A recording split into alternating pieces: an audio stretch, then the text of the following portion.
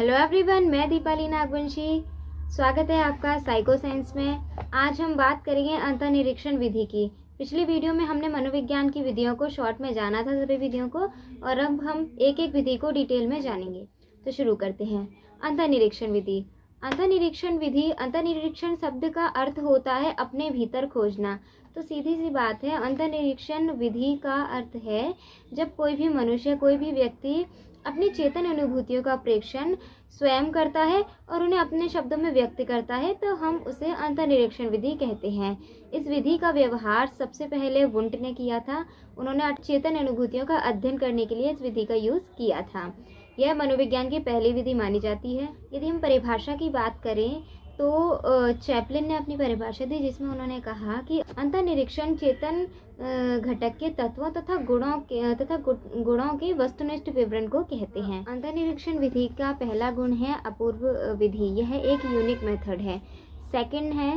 Second है प्रत्यक्ष विधि। यह एक डायरेक्ट मेथड है।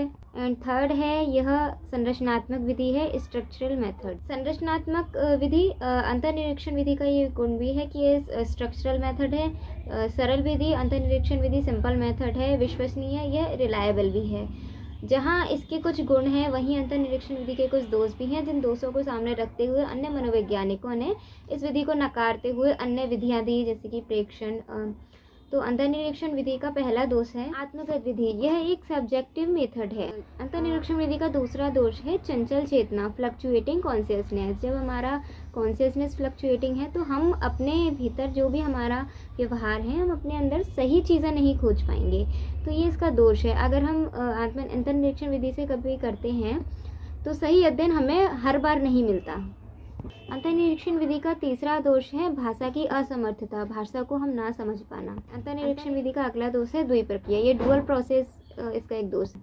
एंड इसका नेक्स्ट दोष है आत्म प्रेक्षण की कठिनाई। हम कभी कभी आत्म प्रेक्षण नहीं कर पाते। जैसे कि मान लीजिए अंतर्निरीक्षण विधि का यूज़ हम उन व्यक्तियों पे कर सकते हैं जो स्वस्थ हैं एवं जो इस अवस्था में है, जो अपने अंदर देख सके सही चीज़ें, वो सोचे तो सही रह पाए। लेकिन जहाँ अस्वस्थ व्यक्ति है, या मान लीजिए जहाँ पर अस्वस्थ व्यक्ति है, जो मानसिक रूप से अस्वस्थ है, जो डिप्रेशन में है, वो जो है ऐसा व्यक्ति, अंतर्निरीक्षण विधि का यूज़ हम ऐसे व्यक्ति पर नहीं कर सकते।